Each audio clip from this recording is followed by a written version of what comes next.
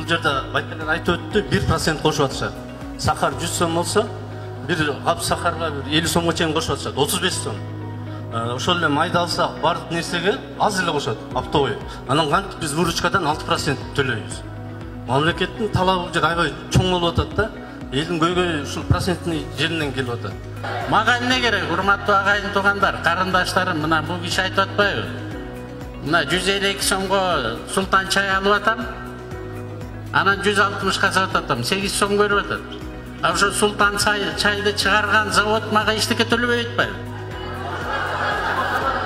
Ал аны төлөтөйүн десем, мага счет фактурасы менен товарың каяка кетти десем, эч жакка кеткен жок деп атат. Мен ошондуктан ал султан чайдан сурап атам. Мен ошо султан чайды сатып атып, сиз 8 сом көрүп атат, 8 сомдон мен бир да тыйын албай эле коеюнчу.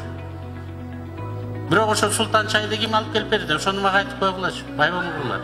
Мына сиздерге чечимди кабыл алганы келдим да бул жерде. Патент төлөйм десеңер, патент төлөгүлө.